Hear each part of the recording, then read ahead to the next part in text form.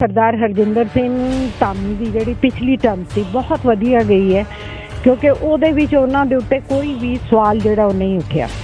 पढ़े लिखे है, एडवोकेट है और एडवोकेट होने के नाते उन्होंने हर एक चीज़ का बरीकी नाल पता है। बंदी सिंघां की रिहाई वास्ते सब कुछ उन्होंने किया और हुण भी वो एक शुरुआत कर रहे हैं कि एक परफॉर्मा लैके असीं घर घर जावांगे कि जिन्ने भी श्रोमणी गुरुद्वारा प्रबंधक कमेटी के मैंबर बने हुए हैं उन्हां दे विच सारे ही जिहड़े श्रोमणी अकाली दल दे विचों ही आए हुए हैं। कोई भी चीज़ करनी होए, किसी नूं चिट्ठी भी भेजनी होए तो असीं वो नाम लिख के लिफाफे दे विच पाउने आ, शगन भी देने तो लिफाफे दे विच पाउने आ और वो जिहड़ा हैगा जिहदे नाल कंसर्न हुंदा वो खोलदे आ।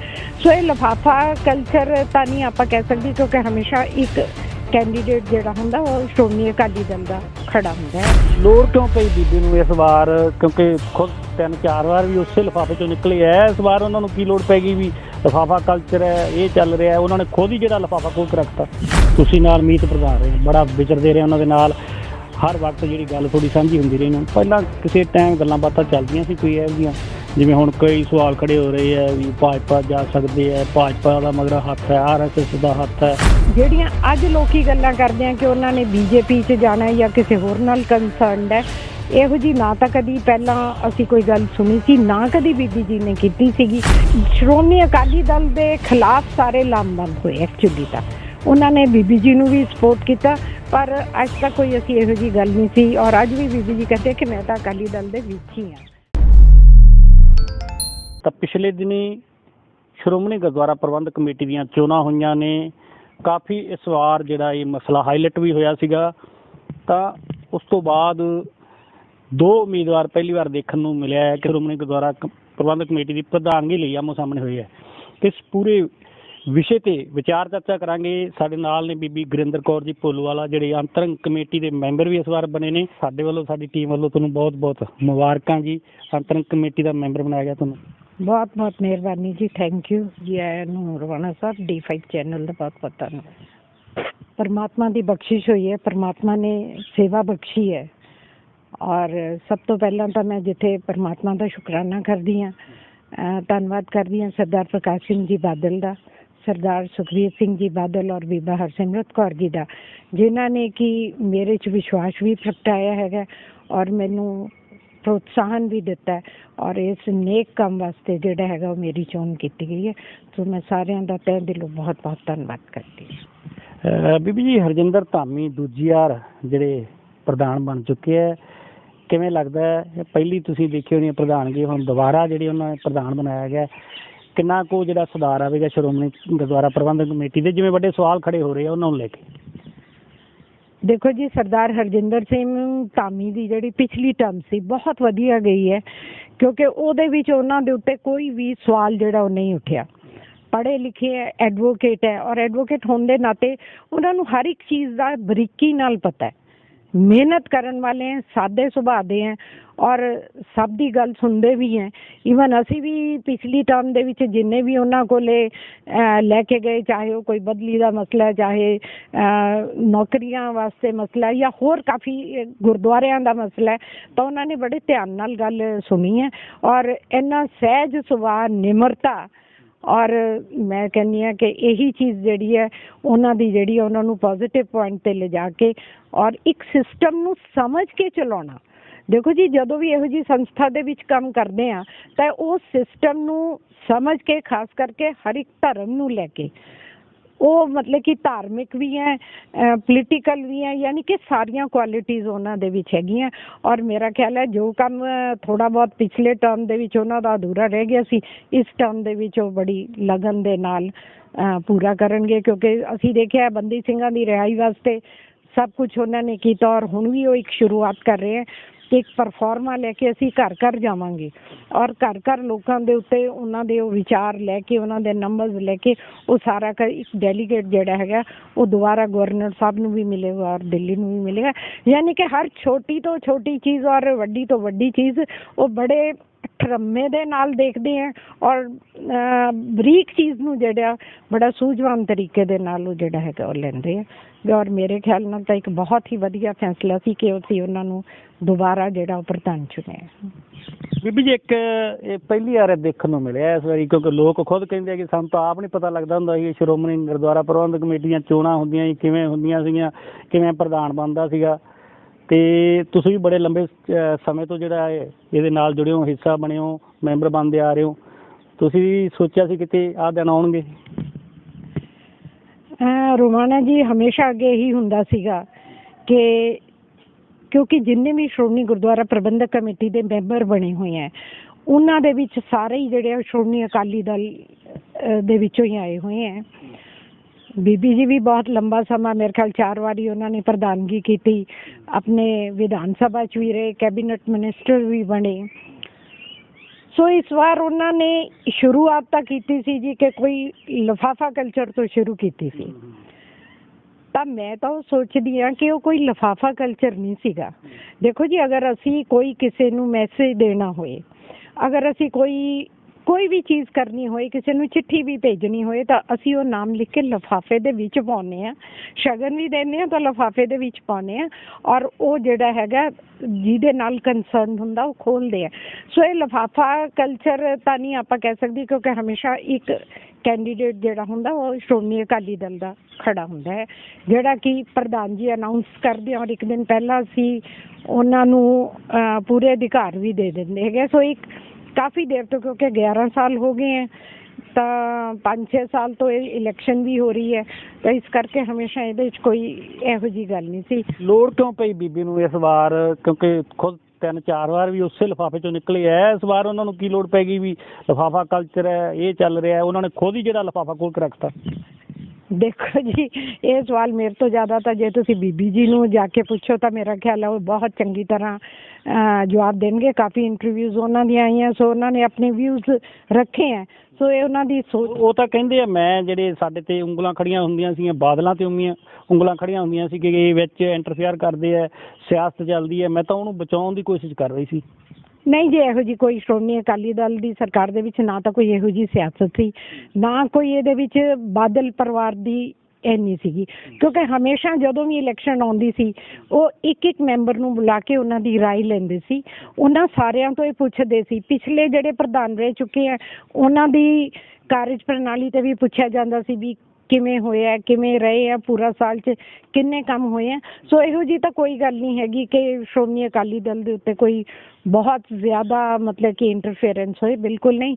ਜਿੰਨੇ ਸ਼੍ਰੋਮਣੀ ਅਕਾਲੀ ਦਲ ਦੇ ਮੈਂਬਰ ਸੀ ਸਾਰਿਆਂ ਤੋਂ ਪੁੱਛਿਆ ਜਾਂਦਾ ਸੀ, ਔਰ ਸਾਰੇ ਜਣਿਆਂ ਨੇ ਇਸ ਵਾਰ ਵੀ ਰਲ ਕੇ ਜਿਹੜਾ ਸੀਗਾ ਉਹ ਧਾਮੀ ਸਾਹਿਬ ਦੇ ਹੱਕ ਦੇ ਵਿੱਚ ਜਿਹੜਾ ਹੈਗਾ ਸੀਗਾ ਉਹ ਫਤਵਾ ਦਿੱਤਾ ਸੀ, ਜਿਸ ਕਰਕੇ ਧਾਮੀ ਸਾਹਿਬ ਨੂੰ ਜਿਹੜਾ ਹੈਗਾ ਇਹ ਬਣਾਇਆ ਗਿਆ। ਬੀਬੀ ਜੀ, ਤੁਸੀਂ ਬੜਾ ਲੰਬਾ ਸਮਾਂ ਚਲੋ ਸ਼੍ਰੋਮਣੀ ਗੁਰਦੁਆਰਾ ਪ੍ਰਬੰਧਕ ਕਮੇਟੀ ਦੇ ਨਾਲ ਤਾਂ ਉਹਨਾਂ ਦਾ ਹਿੱਸਾ ਰਹਿ ਹੀ ਰਹੇ ਹੈ, ਤੇ ਇਸਤਰੀ ਅਕਾਲੀ ਦਲ ਦੇ ਉਹ ਪ੍ਰਧਾਨ ਰਹੇ ਹੈ, ਤੁਸੀਂ ਨਾਲ ਮੀਤ ਪ੍ਰਧਾਨ ਰਹੇ, ਬੜਾ ਵਿਚਰਦੇ ਰਹੇ ਉਹਨਾਂ ਦੇ ਨਾਲ, ਹਰ ਵਕਤ ਜਿਹੜੀ ਗੱਲ ਥੋੜੀ ਸਾਂਝੀ ਹੁੰਦੀ ਰਹੀ ਨੇ। ਪਹਿਲਾਂ ਕਿਸੇ ਟਾਈਮ ਗੱਲਾਂ ਬਾਤਾਂ ਚੱਲਦੀਆਂ ਸੀ ਕੋਈ ਇਹੋ ਜਿਹੀਆਂ, ਜਿਵੇਂ ਹੁਣ ਕਈ ਸਵਾਲ ਖੜੇ ਹੋ ਰਹੇ ਹੈ ਵੀ ਭਾਜਪਾ ਜਾ ਸਕਦੇ ਹੈ, ਭਾਜਪਾ ਦਾ ਮਗਰਾ ਹੱਥ ਹੈ, RSS ਦਾ ਹੱਥ ਹੈ, ਕਾਂਗਰਸ ਦੀਆਂ ਗੱਲਾਂ ਹੋ ਰਹੀਆਂ, ਪਹਿਲਾਂ ਕਿਤੇ ਨਾ ਕਿਤੇ ਚੱਲਦੀਆਂ ਸੀ ਗੱਲਾਂ ਵੀ ਬਾਦਲ ਕੇ ਇੰਟਰਫੇਅਰ ਕਰਦੇ, ਜਾਂ ਤੁਹਾਡੇ ਨਾਲ ਕੋਈ ਗੱਲ ਸਾਂਝੀ ਕੀਤੀ ਹੋਈ ਪਹਿਲਾਂ ਕਿਸੇ ਸਮੇਂ 'ਚ? ਨਹੀਂ ਰੋਮਾਣੇ ਜੀ, ਇਹੋ ਜਿਹੀ ਤਾਂ ਕੋਈ ਗੱਲ ਨਹੀਂ ਸੀ। ਬੀਬੀ ਜੀ ਦੀ ਮੈਂ ਅੱਜ ਵੀ ਇੱਜ਼ਤ ਕਰਦੀ ਹਾਂ। ਇਸਤਰੀ ਅਕਾਲੀ ਦਲ ਦੇ ਵਿੱਚ ਬਹੁਤ ਉਹਨਾਂ ਨੇ ਮਤਲਬ ਕਿ ਅੱਛੇ ਤਰੀਕੇ ਦੇ ਨਾਲ ਲੇਡੀਜ਼ ਨੂੰ ਲਾਮਬੰਦ ਕੀਤਾ ਸੀਗਾ। ਮੇਰਾ ਖਿਆਲ ਹੈ ਕਿ ਉਹਨਾਂ ਤੋਂ ਅੱਛਾ ਕੋਈ ਇਸਤਰੀ ਅਕਾਲੀ ਦਲ ਜਿਹੜਾ ਹੈਗਾ ਉਹ ਚਲਾ ਨਹੀਂ ਸਕਦਾ, ਇਹਦੇ 'ਚ ਕੋਈ ਸ਼ੱਕ ਵਾਲੀ ਗੱਲ ਨਹੀਂ ਹੈਗੀ। ਪਰ ਜਿਹੜੀਆਂ ਅੱਜ ਲੋਕੀ ਗੱਲਾਂ ਕਰਦੇ ਆ ਕਿ ਉਹਨਾਂ ਨੇ BJP 'ਚ ਜਾਣਾ ਜਾਂ ਕਿਸੇ ਹੋਰ ਨਾਲ ਕੰਸਰਨਡ ਹੈ, ਇਹੋ ਜਿਹੀ ਨਾ ਤਾਂ ਕਦੀ ਪਹਿਲਾਂ ਅਸੀਂ ਕੋਈ ਗੱਲ ਸੁਣੀ ਸੀ, ਨਾ ਕਦੀ ਬੀਬੀ ਜੀ ਨੇ ਕੀਤੀ ਸੀਗੀ। ਇਹ ਤਾਂ ਸਿਰਫ ਹੁਣ ਇਲੈਕਸ਼ਨਾਂ ਦਾ ਜਦੋਂ ਟਾਈਮ ਆਇਆ, ਯਾਨੀ ਕਿ ਇਹੀ 15-20 ਦਿਨ 'ਚ ਹੀ ਉਹਨਾਂ ਦੇ ਮਨ 'ਚ ਕੀ ਆਇਆ, ਜਾਂ ਕਿਸੇ ਦੂਸਰੀਆਂ ਪਾਰਟੀਜ਼ ਨੇ ਉਹਨਾਂ ਨੂੰ ਕਿਉਂ ਸਪੋਰਟ ਕੀਤਾ। ਕਿਉਂਕਿ ਸ਼੍ਰੋਮਣੀ ਅਕਾਲੀ ਦਲ ਦੇ ਖਿਲਾਫ ਸਾਰੇ ਲਾਮਬੰਦ ਹੋਏ ਐਕਚੁਅਲੀ, ਤਾਂ ਉਹਨਾਂ ਨੇ ਬੀਬੀ ਜੀ ਨੂੰ ਵੀ ਸਪੋਰਟ ਕੀਤਾ, ਪਰ ਅੱਜ ਤੱਕ ਕੋਈ ਅਸੀਂ ਇਹੋ ਜਿਹੀ ਗੱਲ ਨਹੀਂ ਸੀ। ਔਰ ਅੱਜ ਵੀ ਬੀਬੀ ਜੀ ਕਹਿੰਦੇ ਕਿ ਮੈਂ ਤਾਂ ਅਕਾਲੀ ਦਲ ਦੇ ਵਿੱਚ ਹੀ ਹਾਂ, ਮੈਂ ਅਕਾਲੀ ਦਲ ਤੋਂ ਨਾ ਬਾਹਰ ਜਾਣਾ, ਇਹ ਤਾਂ ਆਉਣ ਵਾਲਾ ਸਮਾਂ ਦੱਸੇਗਾ ਵੀ ਕੀ ਹੈ ਕੀ ਨਹੀਂ ਹੈ। ਜਿਵੇਂ ਹੁਣ 104 ਜਿਹੜੇ ਮੈਂਬਰ ਸੀਗੇ ਤੁਹਾਡੇ ਸੀਗੇ, ਤੁਸੀਂ ਚੁਣਿਆ, ਆਪਦੀ ਵੋਟ ਦਾ ਇਸਤੇਮਾਲ ਕੀਤਾ, 42 ਮੈਂਬਰ ਉਧਰ ਜਾ ਵੜੇ ਹੈ, ਕਿਤੇ ਅਜਿਹੀ ਟੱਕਰ ਦੇਖਣ ਨੂੰ ਮਿਲੇ ਸੀ ਜਾਂ ਸੋਚਿਆ ਸੀਗਾ ਵੀ ਹੋ ਸਕਦੀ ਆਉਣ ਵਾਲੇ ਦਿਨਾਂ ਦੇ ਵਿੱਚ ਇਹ ਵੀ ਟੱਕਰ ਆਉਣ ਵਾਲੇ ਸਮੇਂ ਦੇ ਵਿੱਚ? ਨਹੀਂ ਰਵਾਨਾ ਜੀ, ਐਕਚੁਅਲੀ ਸਾਡੇ ਤਾਂ ਸਿਰਫ 4-5 ਮੈਂਬਰ ਹੀ ਹੈ ਜਿਨ੍ਹਾਂ ਨੂੰ ਕਿ क्रॉस वोटिंग कह लो भी उधर गए। अदरवाइज ਜਿਹੜੇ ਪਹਿਲਾਂ ਸੀਗੇ ਪਿਛਲੀ ਵਾਰੀ ਵੀ 22 ਵੋਟਾਂ ਉਧਰ ਗਈਆਂ ਸੀਗੀਆਂ। ਕੁਝ ਸਾਡੇ ਮੈਂਬਰਸ ਜਿਹੜੇ ਸੀਗੇ 5-6 ਜਿਹੜੇ ਵਿਦੇਸ਼ ਗਏ ਹੋਏ ਸੀਗੇ, ਉਹ ਨਹੀਂ ਆ ਸਕੇ। ਬੰਬੇ ਵਾਲੇ ਬਾਬਾ ਜੀ ਆ, ਉਹਨਾਂ ਦਾ ਆਪਰੇਸ਼ਨ ਹੋਇਆ ਸੀਗਾ, ਉਹ ਵੀ ਨਹੀਂ ਆ ਸਕੇ। ਇੱਕ ਹੋਰ ਸਾਡੇ ਮੈਂਬਰ ਹੈ ਜਿਹੜੇ ਕਿ ਇਸ ਸਮੇਂ ਤੇ ਹੀ ਆ ਕੇ ਬਿਮਾਰ ਹੋ ਗਏ, ਉਹ ਵੀ ਨਹੀਂ ਆ ਸਕੇ। ਸੋ ਕੁਝ ਵੋਟਾਂ ਇਸ ਤਰ੍ਹਾਂ ਘਟ ਗਈਆਂ। ਉਹ 4-5 ਦਾ ਪਤਾ ਹੈ, ਕੋਈ ਨਾ ਕੋਈ ਹੈ ਮਨ ਦੇ ਵਿੱਚ ਕਿਹੜੇ ਬੰਦੇ ਜਾ ਸਕਦੇ ਉਧਰ ਤੁਹਾਨੂੰ ਪਾਸੇ ਤੋਂ? ਜੀ ਚਲੋ ਇਹ ਤਾਂ ਹਰ ਇੱਕ ਦੀ ਆਪੋ ਆਪਣੀ ਸੋਚ ਹੈ, ਡੈਮੋਕ੍ਰੇਸੀ ਹੈ, ਜਿੱਥੇ ਜਿਹਦਾ ਦਿਲ ਕੀਤਾ। ਪਰ ਮੇਰਾ ਖਿਆਲ ਉਹ ਵੀ ਜਲਦੀ ਜਿਹੜੇ ਹੈਗੇ ਆ ਉਹ ਘਰ ਵਾਪਸੀ ਜ਼ਰੂਰ ਕਰ ਲੈਣਗੇ। ਕਿਸੇ ਵੇਲੇ ਬੰਦਾ ਕੋਈ ਦਬਾਅ 'ਚ ਆ ਜਾਂਦਾ, ਕੋਈ ਜਾਂ ਕਿ ਛੋਟਾ ਮੋਟਾ ਗਿਲਾ ਸ਼ਿਕਵਾ ਹੁੰਦਾ, ਪਰ ਇੱਥੋਂ ਇਹ ਨਹੀਂ ਲੱਗਦਾ ਕਿ ਉਹ ਹਮੇਸ਼ਾ ਲਈ ਚਲੇ ਗਏ ਆ। ਉਹ ਜ਼ਰੂਰ ਸਾਡੇ ਵਿੱਚ ਹੀ। ਬੀਬੀ ਨੇ ਇੱਕ ਬੜੇ ਵੱਡੇ ਸਵਾਲ ਖੜੇ ਕੀਤੇ ਹੈ ਕਿ ਜਿਹੜਾ ਸ੍ਰੀ ਗੁਰੂ ਨਾਨਕ ਦੇਵ ਜੀ ਦਾ ਗੁਰਪੁਰਬ ਸੀ, ਉਹ ਵੀ ਜਿਹੜੇ ਸਾਡੇ ਮੈਂਬਰਾਂ ਨੂੰ ਜਿਹੜਾ ਸਿਆਸਤ ਨੇ ਘਰੇ ਨਹੀਂ ਮਨਾਉਣ ਦਿੱਤਾ। ਪਹਿਲਾਂ ਹੀ ਉਹਨਾਂ ਨੂੰ ਇੱਕ ਥਾਂ ਬੁਲਾ ਕੇ ਇਕੱਠੇ ਕਰ ਲਿਆ। 2-2 ਲੀਡਰ ਹੈ ਜਿਹੜੇ ਉਹਨਾਂ ਦੇ ਉੱਤੇ ਠਲਤੇ ਹੈ। ਤੁਹਾਡੇ ਨਾਲ ਕਿੰਨੇ ਲੀਡਰ ਠਲਤੇ ਸੀ? ਨਹੀਂ ਜੀ, ਮੇਰੇ ਨਾਲ ਤਾਂ ਜੇ ਸੱਚ ਪੁੱਛੋ ਨਾ ਮੈਨੂੰ ਕਿਸੇ ਦਾ ਫੋਨ ਆਇਆ, ਨਾ ਮੇਰੇ ਉੱਤੇ ਕਿਸੇ ਦਾ ਦਬਾਅ ਸੀਗਾ, ਔਰ ਨਾ ਹੀ ਕੋਈ ਉੱਥੇ ਇਹੋ ਜਿਹੀ ਗੱਲ ਹੋਈ ਹੈ।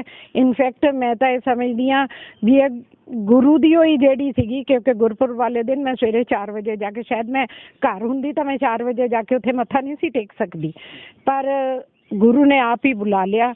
ਆਪ ਅਸੀਂ ਉੱਥੇ ਨਮਸਕਾਰ ਕੀਤਾ ਔਰ ਅਰਦਾਸ ਵੀ ਕੀਤੀ, ਔਰ ਉਸ ਅਰਦਾਸ ਨੂੰ ਪਰਮਾਤਮਾ ਨੇ ਕਬੂਲਿਆ। ਔਰ ਅੱਜ ਜਿਹੜੀ ਹੈਗੀ ਹੈ ਇਹ ਜਿਹੜੀ ਸੇਵਾ ਹੈਗੀ ਉਹ ਸਾਨੂੰ ਬਖਸ਼ੀ ਹੈ। ਬੀਬੀ ਜੀ, ਜਿਵੇਂ ਹੁਣ ਪਹਿਲਾਂ ਨੋਟਿਸ ਦਿੱਤਾ ਗਿਆ ਬੀਬੀ ਨੂੰ, ਜੰਗੀਰ ਕੌਰ ਨੂੰ, ਪਾਰਟੀ ਵੱਲੋਂ, ਫਿਰ 3 ਤੋਂ 4 ਵਾਰੀ ਉਹਨਾਂ ਨੂੰ ਸਮਾਂ ਵੀ ਦਿੱਤਾ ਗਿਆ ਕਿ ਤੁਸੀਂ ਆ ਸਕਦੇ ਹੋ, ਗੱਲਬਾਤ ਕਰ ਸਕਦੇ ਹੋ, ਨਾ ਬਗਾਵਤ ਕਰੋ।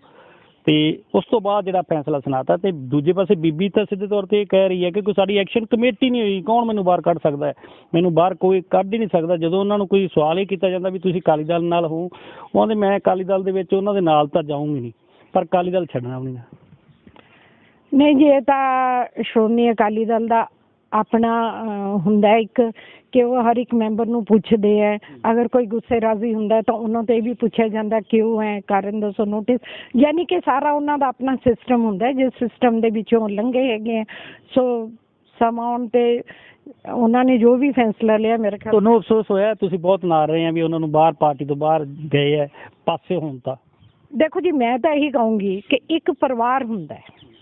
ਜਦੋਂ ਆਪਣੇ ਪਰਿਵਾਰ ਦੇ ਵਿੱਚੋਂ ਕੋਈ ਇੱਕ ਭਰਾ ਵੀ ਅੱਡੋ ਅੱਡ ਜਦੋਂ ਹੁੰਦੇ ਆ ਨਾ, ਤਾਂ ਦੁੱਖ ਤਾਂ ਜ਼ਰੂਰ ਹੁੰਦਾ। ਕਿਉਂਕਿ ਕਿਹਾ ਜਾਂਦਾ ਕਿ ਅਕਾਲੀ ਦਲ ਦੀ ਇੱਕੋ ਇੱਕ ਸ਼ੇਰਨੀ ਸੀ ਜਿਹੜੀ ਬੜੀ ਅੱਗੇ ਹੋ ਕੇ ਚੱਲਦੀ ਸੀ। ਨਹੀਂ ਜੀ, ਇਹਦੇ 'ਚ ਕੋਈ ਸ਼ੱਕ ਵਾਲੀ ਗੱਲ ਵੀ ਨਹੀਂ ਹੈ।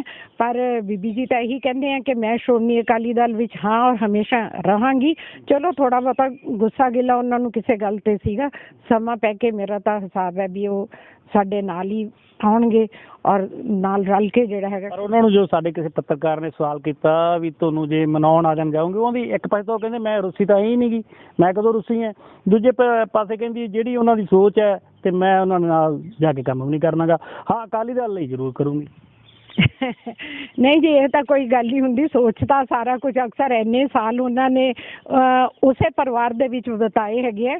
ਸੋ ਕਿਤੇ ਅਗਰ ਥੋੜ੍ਹੀ ਬਹੁਤੀ ਊਂਚ ਨੀਚ ਹੋ ਵੀ ਜਾਂਦੀ ਹੈਗੀ ਹੈ ਤਾਂ ਸਮਾਂ ਪੈ ਕੇ ਕੁਝ ਇਹ ਆਪਣੀ ਬਦਲ ਲੈਣਗੇ, ਕੁਝ ਉਹ ਕਰ ਲੈਣਗੇ, ਤਾਂ ਸਾਰੇ ਰਲ ਕੇ ਜਿਹੜੇ ਹੈਗੇ ਆ ਉਹ ਸ਼੍ਰੋਮਣੀ ਅਕਾਲੀ ਦਲ ਵਾਸਤੇ ਕੰਮ ਕਰਨਗੇ। ਹੁਣ ਜਿਵੇਂ ਤੁਹਾਡੇ 104 ਮੈਂਬਰਾਂ ਨੇ, ਜਿਵੇਂ ਤੁਸੀਂ ਧਾਮੀ ਜੀ ਨੂੰ ਚੁਣਿਆ, ਵੋਟ ਦਾ ਇਸਤੇਮਾਲ ਕੀਤਾ, ਤੇ ਜੇ ਆਪਾਂ ਲੇਡੀਜ਼ ਕਰ ਲਈਏ ਮੈਂਬਰ ਕਿੰਨੇ ਹੈ? ਲੇਡੀਜ਼ ਸਾਡੇ ਵਿੱਚ 30 ਜਾਂ 31 ਮੈਂਬਰਸ ਹੈਗੀਆਂ ਜੀ, ਲੇਡੀਜ਼ ਜਿਹੜੀਆਂ ਹੈਗੀਆਂ, ਔਰ ਵਿੱਚੋਂ 2 ਦੀ ਡੈਥ ਵੀ ਹੋਈ ਹੈਗੀ ਹੈ। ਤਾਂ ਇਸ ਵੇਲੇ ਮੇਰੇ ਖਿਆਲ ਪ੍ਰੈਜ਼ੈਂਟਲੀ 29 ਲੇਡੀਜ਼ ਹੋਣਗੀਆਂ, 28-29 ਲੇਡੀਜ਼ ਹੈ ਜੀ। ਜਿਵੇਂ ਹੁਣ ਬੀਬੀ ਨੇ ਇਸ ਵਾਰ ਸ਼ੁਰੂਆਤ ਕੀਤੀ ਹੈ, ਲੱਗਦਾ ਵੀ ਆਉਣ ਵਾਲੇ ਸਮੇਂ ਦੇ ਬਾਅਦ ਜਿਵੇਂ ਸ਼ੁਰੂਆਤ ਹੋ ਗਈ, ਹੁਣ ਲੋਕ ਵੀ ਇਹ ਸੋਚਿਆ ਕਰਨਗੇ, ਤੁਹਾਨੂੰ ਵੀ ਇਹ ਕਿਤੇ ਨਾ ਕਿਤੇ ਜਨਤਕ ਕਰਨਾ ਪਿਆ ਕਰੂਗਾ ਵੀ ਚੋਣਾਂ ਜਿਹੜੀਆਂ ਹੁੰਦੀਆਂ ਮੈਂਬਰਾਂ ਦੀਆਂ ਹੁੰਦੀਆਂ ਜਾਂ ਜਦੋਂ ਪ੍ਰਧਾਨਗੀ ਦੀ ਹੁੰਦੀ ਹੈ, ਇਹ ਪਿਰਤ ਜਿਹੜੀ ਪੈ ਗਈ ਹੈ, ਚੱਲੂ ਅੱਗੇ ਵੀ ਫਿਰ ਹੀ? ਨਹੀਂ ਜੀ, ਅੱਗੇ ਵੀ ਹਮੇਸ਼ਾ ਹੀ ਇਹੀ ਹੁੰਦਾ ਸੀਗਾ ਕਿ ਓਪੋਜੀਸ਼ਨ ਵਾਲੇ ਅੱਗੇ ਦੂਸਰੇ ਜਿਹੜੇ ਸੀ, ਜਿਹੜੇ ਪਿਛਲੇ ਵਾਰੀ 22 ਸੀਗੇ, ਉਹ ਆਪਣਾ ਕੈਂਡੀਡੇਟ ਖੜਾ ਕਰਦੇ ਹੁੰਦੇ ਸੀਗੇ। ਤੇ ਇਸ ਵੇਲੇ ਉਹਨਾਂ ਚੋਂ ਹੀ ਪਹਿਲਾਂ ਬੀਬੀ ਜੀ ਦਾ ਨਾਮ ਅਨਾਊਂਸ ਉਹਨਾਂ ਨੇ ਹੀ ਕੀਤਾ ਹੈ। ਠੀਕ ਹੈ ਕਿ ਨਹੀਂ। ਸ਼੍ਰੋਮਣੀ ਅਕਾਲੀ ਦਲ ਵੱਲੋਂ ਧਾਮੀ ਸਾਹਿਬ ਦਾ ਨਾਮ ਅਨਾਉਂਸ ਹੋ ਗਿਆ ਤਾਂ ਕੁਦਰਤੀ ਗੱਲ ਅਗਰ ਉਹਨਾਂ ਵੱਲੋਂ ਹੋਇਆ ਤਾਂ ਇਹ ਤਾਂ ਵੀ ਸ਼ੁਰੂ ਤੋਂ ਹੀ ਦੋ ਉਹ ਕੈਂਡੀਡੇਟ। ਬੀਬੀ ਤਾਂ ਸਿੱਧੇ ਕਹਿੰਦੀ ਆ, ਅੱਗੇ ਭੁੰਦੜ ਸਾਹਿਬ ਆ ਕੇ ਕਹਿ ਦਿੰਦੇ ਸੀਗੇ ਵੀ ਸਾਰੇ ਹੱਕ ਆਪਾਂ ਪ੍ਰਧਾਨ ਜੀ ਨੂੰ ਦਿੰਦੇ ਆ, ਤੇ ਸਾਨੂੰ ਵੀ ਮਗਰੋਂ ਉਵੇਂ ਕਹਿਣਾ ਪੈਣਾ, ਬੋਲੇ 100 ਨਾਲ ਦਾ ਨਾਰਾ ਲਾਉਣਾ ਪੈਂਦਾ ਸੀਗਾ। ਤੇ ਫਿਰ ਉਸ ਤੋਂ ਬਾਅਦ ਚੀਮਾ ਜੀ ਲਿਫਾਫਾ ਲਿਆਉਂਦੇ ਸੀ, ਫੜਾਉਂਦੇ ਲਿਆ ਕੇ ਖੋਲ ਦਿੰਦੇ ਸੀ ਵੀ ਜਿਹਦਾ ਨਾਂ ਵਿੱਚ ਲਿਖਿਆ ਹੁੰਦਾ ਸੀ ਜਨਤਕ ਹੋ ਜਾਂਦਾ। ਨਹੀਂ ਰਵਾਨਾ ਸਾਹਿਬ ਇਹ ਚੀਜ਼ ਨਹੀਂ ਹੈਗੀ। ਇਹ ਬੀਬੀ ਜੀ ਨੇ ਖੁਦ ਖੁਲਾਸਾ ਕੀਤਾ ਇਹ ਗੱਲਾਂ ਦਾ। ਦੇਖੋ ਜੀ ਇਹ ਤਾਂ ਕੀ ਕਹਿੰਦੇ ਆ, ਕੋਈ ਵੀ ਆਪਾਂ ਕਿਸੇ ਦਾ ਨਾਮ ਅਨਾਉਂਸ ਕਰਨਾ ਹੋਏ ਤਾਂ ਲਿਖ ਕੇ ਹੀ ਭੇਜਿਆ, ਕਿਉਂਕਿ ਉੱਥੇ ਕੋਈ ਵੀ ਪੋਲੀਟੀਕਲ ਜਿਹੜੇ ਉੱਥੇ ਸਿਰਫ ਸ਼੍ਰੋਮਣੀ ਗੁਰਦੁਆਰਾ ਪ੍ਰਬੰਧਕ ਕਮੇਟੀ ਦੇ ਮੈਂਬਰਸ ਹੀ ਬੈਠੇ ਹੁੰਦੇ ਆ। ਜਦੋਂ ਅਸੀਂ ਅਧਿਕਾਰ ਦੇ ਦਿੰਦੇ ਹਾਂ, ਡਿਸਾਈਡ ਹੋ ਜਾਂਦਾ ਸਾਰਿਆਂ ਨੂੰ, ਮਤਲਬ ਕਿ ਹੋ ਜਾਂਦਾ ਤਾਂ ਉਹ ਇੱਕ ਨਾਮ ਲਿਖਿਆ ਹੁੰਦਾ, ਉਹਨੂੰ ਲਿਫਾਫੇ ਚੋਂ ਕੱਢ ਲਓ, ਪਰਚੀ ਸਾਹਮਣੇ ਰੱਖ ਦਿਓ ਜਾਂ ਮੂੰਹ ਜਵਾਨੀ ਕਹਿ ਦਿਓ, ਇੱਕੋ ਹੀ ਗੱਲ ਹੈਗੀ ਹੈ। ਸੋ ਇਹੋ ਜਿਹੀ ਕੋਈ ਗੱਲ ਨਹੀਂ ਹੈਗੀ। ਐਤਕੀ ਵੀ ਉਹਨਾਂ ਨੇ, ਅਗਰ ਇਹ ਕੋਈ ਲੋਕਾਂ 'ਚ ਇਤਰਾਜ਼ ਸੀਗਾ ਤਾਂ ਐਤਕੀ 2 ਦਿਨ ਪਹਿਲਾਂ ਅਨਾਉਂਸ ਹੋ ਗਿਆ ਸੀਗਾ ਧਾਮੀ ਸਾਹਿਬ ਦਾ ਨਾਮ। ਸੋ ਇਹੋ ਜਿਹੀ ਕੋਈ ਗੱਲ ਨਹੀਂ ਹੈਗੀ। ਜਿਵੇਂ ਐਤਕੀ ਬੀਬੀ ਨੇ ਕਿਹਾ ਸੀਗਾ ਵੀ, ਮੈਨੂੰ ਪਤਾ ਲੱਗਿਆ ਵੀ ਜਿਵੇਂ ਬੀਬੀ ਨੇ ਕਿਹਾ ਸੀ ਵੀ ਪ੍ਰਧਾਨ ਦੀ ਵੀ ਮੈਂ ਬਣਨਾ ਚਾਹੁੰਦੀ ਹਾਂ, ਜੇ ਮੰਨ ਲਓ ਤੁਹਾਡੇ ਪ੍ਰਧਾਨ ਜੀ ਆ ਜਿਹੜੇ ਉਹ ਕਹਿੰਦੇ ਚਲੋ ਠੀਕ ਹੈ ਜੀ ਬੀਬੀ ਨੂੰ ਬਣਾ ਦਿੰਦੇ ਇਸ ਵਾਰ, ਫਿਰ ਹੋ ਸਕਦਾ ਵਿਵਾਦ ਬਣਦਾ ਹੀ ਨਾ, ਬੀਬੀ ਵੀ ਕਹਿ ਦਿੰਦੀ ਵੀ ਕੋਈ ਵੀ ਲਿਫਾਫਾ ਕਲਚਰ ਨਹੀਂ। ਦੇਖੋ ਜੀ ਪਾਰਟੀ ਦੇ ਵਿੱਚ ਅਨੁਸ਼ਾਸਨ ਰੱਖਣਾ ਬਹੁਤ ਜ਼ਰੂਰੀ ਹੁੰਦਾ ਹੈ। ਅਗਰ ਅਸੀਂ ਪਾਰਟੀ ਪ੍ਰਧਾਨ ਨੂੰ ਮੰਨਦੇ ਹਾਂ ਤਾਂ ਬਹੁਤ ਸਾਰੀਆਂ ਗੱਲਾਂ ਇਹੋ ਜਿਹੀਆਂ ਹੁੰਦੀਆਂ ਕਿ ਜਿਹੜੀਆਂ ਕਿ ਸਾਨੂੰ ਕਿਸੇ ਸਿਸਟਮ ਦੇ ਵਿੱਚ ਰਹਿ ਕੇ ਮੰਨਣੀਆਂ ਵੀ ਪੈਂਦੀਆਂ, ਠੀਕ ਹੈ ਕਿ ਨਹੀਂ। ਤਾਂ ਪ੍ਰਧਾਨ ਜੀ ਨੇ ਮੇਰੇ ਖਿਆਲ 4-5 ਵਾਰੀ ਬੀਬੀ ਜੀ ਨੂੰ ਪੁੱਛਿਆ ਵੀ ਜ਼ਰੂਰ ਹੈਗਾ, ਉਹਨਾਂ ਨੂੰ ਬੇਨਤੀ ਵੀ ਕੀਤੀ ਹੈ, ਪਰ ਅਗਰ ਬੀਬੀ ਜੀ ਦਿਮਾਗ 'ਚ ਇੱਕ ਚੀਜ਼ ਆਈ ਸੀਗੀ, ਉਸ ਚੀਜ਼ ਤੇ ਬਜ਼ਿਦ ਸੀਗੇ, ਤਾਂ ਇਹ ਉਹਨਾਂ ਦੀ ਆਪਣੀ ਸੋਚ ਸੀਗੀ। ਸ਼੍ਰੋਮਣੀ ਅਕਾਲੀ ਦਲ ਵੱਲੋਂ ਜਾਂ ਪ੍ਰਧਾਨ ਜੀ ਵੱਲੋਂ ਕੋਈ ਮਤਲਬ ਕਿ ਕਸਰ ਨਹੀਂ ਛੱਡੀ ਹੈਗੀ, ਪਰ ਪਾਰਟੀ ਨੇ ਤਾਂ ਇੱਕੋ ਹੀ ਕੈਂਡੀਡੇਟ ਦੇਣਾ ਜੀ, ਪਾਰਟੀ 2 ਕੈਂਡੀਡੇਟ ਤਾਂ ਦੇ ਨਹੀਂ ਸਕਦੀ ਹੈਗੀ। ਹੁਣ ਪਿਛਲੇ ਇਹਨਾਂ ਸਾਲਾਂ 'ਚੋਂ ਮੈਂ ਇਸ ਵਾਰ ਐਗਜ਼ੈਕਟਿਵ ਦੀ ਮੈਂਬਰ ਬਣੀ ਹਾਂ। ਦੇਖਿਆ ਜਾਏ ਤਾਂ ਹਰ ਸਾਲ ਅਸੀਂ ਆਪਣਾ ਕਹਿੰਦੇ ਸੀ ਕਿ ਜੀ ਅਸੀਂ ਵੀ ਬਣਨਾ ਚਾਹੁੰਦੇ ਹਾਂ, ਪਰ ਇੱਕੋ ਹੀ ਕੈਂਡੀਡੇਟ ਲੈਣਾ ਸੀ ਨਾ, ਉਹਨਾਂ ਨੇ ਜ਼ਿਆਦਾ ਤਾਂ ਲੈ ਹੀ ਨਹੀਂ ਸਕਦੇ ਹੈਗੇ। ਇੱਕ ਸਿਸਟਮ ਚੱਲਿਆ ਆ ਰਿਹਾ, ਸਿਸਟਮ ਤੋਂ ਬਾਹਰ ਹੋ ਕੇ ਤਾਂ ਕੁਝ ਵੀ ਨਹੀਂ ਕਰ ਸਕਦੇ ਅਸੀਂ। ਜਿਵੇਂ ਹੁਣ ਉਹਨਾਂ ਨੇ ਕਿਹਾ ਕਿ ਕੋਈ ਐਕਸ਼ਨ ਕਮੇਟੀ ਨਹੀਂ ਬਣੀ, ਕੋਈ ਡੈਲੀਗੇਟ ਦੀ, ਸਾਡੇ ਕੋਈ ਸਾਰਾ ਕੁਝ ਤਾਂ ਭੰਗ ਹੋਇਆ ਵਾ, ਇਹ ਕਿਵੇਂ ਹੋ ਸਕਦੀ ਵੀ ਮੈਨੂੰ ਬਾਹਰ ਦਾ ਰਸਤਾ ਵਿਖਾਤਾ, ਬਾਹਰ ਕੱਢ ਦਿਓ, ਤੇ ਕੋਈ ਤੁਹਾਡਾ ਕੀ ਮੰਨਣਾ ਇਸ 'ਤੇ? ਨਹੀਂ ਜੀ, ਐਕਚੁਅਲੀ ਮੇਰਾ ਖਿਆਲ ਵਰਕਿੰਗ ਕਮੇਟੀ ਜਿਹੜੀ ਹੈਗੀ ਉਹ ਕੰਮ ਕਰ ਰਹੀ ਹੈਗੀ, ਉਹ ਭੰਗ ਨਹੀਂ ਹੋਈ ਹੈਗੀ, ਨਾ ਹੀ ਉਹ ਹੁੰਦੀ ਹੈਗੀ ਹੈ। ਤਾਂ ਉਹਦੇ ਸਾਰਿਆਂ ਨੇ ਕਰਕੇ ਇੱਕ ਅਨੁਸ਼ਾਸਨੀ ਕਮੇਟੀ ਜਿਹੜੀ ਉਹ ਬਣਾਈ, ਉਹ ਵੀ ਸਾਰੀ ਜਿਸ ਦਿਨ ਉਹ ਕਮੇਟੀ ਬਣੀ ਹੈ ਉਸ ਦਿਨ ਵੀ ਬੀਬੀ ਜੀ ਡਿਸਪਲਿਨ ਦੇ ਵਿੱਚ ਹੀ ਸਾਰਾ ਕੁਝ ਹੋਇਆ ਹੈ। ਡਿਸਪਲਿਨ ਦੇ ਵਿੱਚ ਹੋਇਆ, ਕੋਈ ਇਹ ਨਹੀਂ ਹੈ ਕਿ ਜਿਸ ਦਿਨ ਅਨੁਸ਼ਾਸਨੀ ਕਮੇਟੀ ਬਣੀ ਹੈ ਉਸ ਦਿਨ ਬੀਬੀ ਜੀ ਨਹੀਂ ਸੀਗੇ, ਉਸ ਦਿਨ ਵੀ ਤਾਂ ਬੀਬੀ ਜੀ ਸੀਗੇ, ਵਿੱਚ ਹੀ ਸੀਗੇ, ਜਾਂ ਤਾਂ ਉਸ ਦਿਨ ਆਬਜੈਕਟ ਕਰਦੇ ਕਿ ਤੁਸੀਂ ਕਿਉਂ ਬਣਾਈ ਹੈਗੀ ਹੈ। ਪਰ ਸਾਰਾ ਕੁਝ ਜੋ ਵੀ ਹੋਇਆ 7-8 ਦਿਨਾਂ ਦੇ ਵਿੱਚ, ਜਾਂ ਉਹਨਾਂ ਦਾ ਪ੍ਰੀ ਪਲਾਨ ਹੋਏਗਾ ਜੋ ਵੀ ਕੁਝ ਹੈ। ਬੀਬੀ ਨੇ ਤਾਂ ਬਹੁਤ ਵੱਡੇ ਆਰੋਪ ਲਾਤੇ, ਉਹਦੇ ਮਨਤਾਰ ਬਰਾੜ ਹੋਇਆ, ਮਲੂਕਾ ਹੋਇਆ, ਜਿਹੜੇ ਮਾਫੀਆਂ ਦਿੰਦੇ ਡੇਰੇ ਵਾਲ ਨੂੰ, ਜਿਨ੍ਹਾਂ ਤੇ ਖੁੱਲ੍ਹ ਤੇ ਆਰੋਪ ਲੱਗਦੇ, ਉਹ ਮੈਨੂੰ ਕਿਵੇਂ ਬਾਹਰ ਦਾ ਰਸਤਾ ਵਿਖਾਉਣਗੇ? ਦੇਖੋ ਜੀ ਇਹਦੇ ਬਾਰੇ ਤਾਂ ਮੈਂ ਕੋਈ ਕਮੈਂਟ ਨਹੀਂ ਕਰ ਸਕਦੀ, ਇਹ ਤਾਂ ਬੀਬੀ ਜੀ ਨੂੰ ਹੀ ਪਤਾ ਹੋਊਗਾ ਵੀ ਅੰਦਰ, ਕਿਉਂਕਿ ਪਾਰਟੀ ਦੇ ਵਿੱਚ ਬਹੁਤ ਸਾਰੀਆਂ ਗੱਲਾਂ ਹੁੰਦੀਆਂ ਜਿਹੜੀਆਂ ਕਿ ਸਾਨੂੰ ਵੀ ਨਹੀਂ ਆ, ਪਰ ਮੈਨੂੰ ਨਹੀਂ ਲੱਗਦਾ ਕਿ ਇਹੋ ਜਿਹੀ ਕੋਈ ਗੱਲ ਹੋਏ। ਔਰ ਖਾਸ ਕਰਕੇ ਮੈਂ ਗੱਲ ਕਰਨੀ ਚਾਹੂੰਗੀ ਸਰਦਾਰ ਮਨਤਾਰ ਸਿੰਘ ਬਰਾੜ ਦੀ। ਤਾਂ ਮੇਰੀ ਤਾਂ ਇਹ ਸੋਚ ਤੋਂ ਪਰੇ ਹੈ ਕਿ ਸਰਦਾਰ ਮਨਤਾਰ ਸਿੰਘ ਬਰਾੜ ਕੋਈ ਇਹੋ ਜਿਹਾ ਫੈਸਲਾ, ਮਾਫੀ ਦਿਵਾਉਣ ਵਾਲਾ ਫੈਸਲਾ, ਜਾਂ ਸਰਦਾਰ ਸਿਕੰਦਰ ਸਿੰਘ ਮਲੂਕਾ ਵੀ ਇਹੋ ਜਿਹੇ ਫੈਸਲੇ ਲੈਂਦੇ ਹੁਣ, ਇਹਨਾਂ ਬਾਰੇ ਤਾਂ ਮੈਂ ਇਹੀ ਕਹੂੰਗੀ ਵੀ ਨਹੀਂ, ਉਹ ਨਹੀਂ ਇਹੋ ਜਿਹਾ ਕੋਈ ਫੈਸਲਾ ਲੈ ਸਕਦੇ। ਇੱਕ ਬੀਬੀ, ਜਦੋਂ ਇਹ ਵੀ ਗੱਲ ਸਾਹਮਣੇ ਹੈ, ਜਦੋਂ ਤੁਹਾਡੀ ਅੰਤਰ ਕਮੇਟੀ ਦੇ ਐਗਜ਼ੈਕਟਿਵ ਕਮੇਟੀ ਦੇ ਮੈਂਬਰ ਬਣਾਏ ਗਏ ਅੰਦਰ, ਉਸ ਤੋਂ ਬਾਅਦ ਜਿਹੜੇ ਪਰਮਜੀਤ ਕੌਰ ਲਾਂਡਰਾ ਹੈ ਤੁਹਾਡੇ ਸ਼੍ਰੋਮਣੀ ਕਮੇਟੀ ਮੈਂਬਰ ਹੈ, ਹਰਜਿੰਦਰ ਹੈਗੇ ਕੌਰ ਜਿਹੜੇ ਚੰਡੀਗੜ੍ਹ ਵਾਲੇ ਹੈ, ਉਹ ਬਾਹਰ ਆ ਕੇ ਉਹਨਾਂ ਨੇ ਰੋਸ ਜਤਾਇਆ, ਕਿਉਂਕਿ ਇਹ ਗੱਲ ਸਾਹਮਣੇ ਆਈ ਵੀ ਪਹਿਲਾਂ ਲਾਂਡਰਾ ਦਾ ਨਾਮ ਦੂਜੇ ਨੰਬਰ 'ਤੇ ਸੀ, ਉਸ ਤੋਂ ਬਾਅਦ ਕੱਟ ਦਿੱਤਾ ਗਿਆ। ਇਹ ਵੀ ਕੋਈ ਗੱਲ? ਨਹੀਂ ਜੀ, ਮੈਨੂੰ ਤਾਂ ਇਸ ਬਾਰੇ ਕੁਝ ਵੀ ਨਹੀਂ ਪਤਾ ਹੈਗਾ। ਕਹਿੰਦੇ ਜਦੋਂ ਰੌਲਾ ਬਾਹਰ ਆ ਕੇ ਉਹਨਾਂ ਨੇ ਪਾਇਆ, ਉਸ ਤੋਂ ਬਾਅਦ ਤੁਹਾਨੂੰ ਫਿਰ ਨਾਂ ਤੁਹਾਡਾ ਲੈਣਾ ਪਿਆ। ਜਦੋਂ ਰਿਲੀਜ਼ ਹੋਈ ਹੈ ਉਦੋਂ ਕਿਸੇ ਵੀ ਔਰਤ ਦਾ ਨਾਮ ਵਿੱਚ ਨਹੀਂ ਸੀਗਾ, ਪਰ ਅਸੀਂ ਮਲੂਕਾ ਸਾਹਿਬ ਦੀਆਂ ਜਿਹੜੀਆਂ ਸੁਣੀਆਂ ਬਾਈਟ ਸੁਣੀਆਂ, ਉਹਨਾਂ ਨੇ ਕਿਹਾ ਕਿ 2 ਨੰਬਰ ਦੇ ਉੱਤੇ ਬੀਬੀ ਹਰਜਿੰਦਰ ਕੌਰ ਦਾ ਨਾਮ ਸੀ, ਚੰਡੀਗੜ੍ਹ ਵਾਲਿਆਂ ਦਾ। ਉਸ ਵੇਲੇ ਉਹ ਕਿਵੇਂ ਨਾ ਕੱਟੇ ਗਏ ਜਾਂ ਕਿਹਨੇ ਵਿਡਰੋ ਕੀਤੇ ਜਾਂ ਕੀ ਹੋਇਆ, ਮੈਨੂੰ ਇਸ ਬਾਰੇ ਕੁਝ ਵੀ ਨਹੀਂ ਪਤਾ ਹੈਗਾ, ਕਿਉਂਕਿ ਮੈਨੂੰ ਤਾਂ ਖੁਦ ਵੀ ਨਹੀਂ ਸੀ ਪਤਾ। ਮੈਂ ਤਾਂ ਸਰਦਾਰ ਸ਼ੇਰ ਸਿੰਘ ਮਾਨ ਨੂੰ ਵਧਾਈ ਦਿੰਦੀ ਪਈ ਸੀਗੀ ਕਿ ਚਲੋ ਤੁਹਾਡਾ ਨਾਂ ਆਇਆ, ਸਾਡੇ ਜ਼ਿਲ੍ਹੇ ਦੇ ਵਿੱਚੋਂ ਕੋਈ ਤਾਂ ਐਗਜ਼ੈਕਟਿਵ ਦੇ ਵਿੱਚ ਆਇਆ। ਇੰਨੀ ਦੇਰ ਕੀ ਉਹਨਾਂ ਨੇ ਮੇਰੇ ਤੋਂ ਮੇਰਾ ਨਾਂ ਪੁੱਛਿਆ, ਕਿਉਂਕਿ ਮੋਸਟਲੀ ਮੈਨੂੰ ਉਹ ਬੀਬੀ ਭੋਲੂ ਵਾਲਾ ਦੇ ਨਾਮ 'ਤੇ ਹੀ ਜਾਂਦੇ, ਮੇਰਾ ਨਾਮ ਨਹੀਂ ਸੀ ਉਹਨਾਂ ਨੂੰ ਪਤਾ। ਤਾਂ ਉਹਨਾਂ ਨੇ ਨਾਮ ਆ ਕੇ ਪੁੱਛਿਆ ਕਰਕੇ ਬਾਅਦ 'ਚੋਂ ਜਦੋਂ ਮੈਨੂੰ ਦੱਸਿਆ, ਮੈਨੂੰ ਤਾਂ ਉਦੋਂ ਪਤਾ ਲੱਗਿਆ।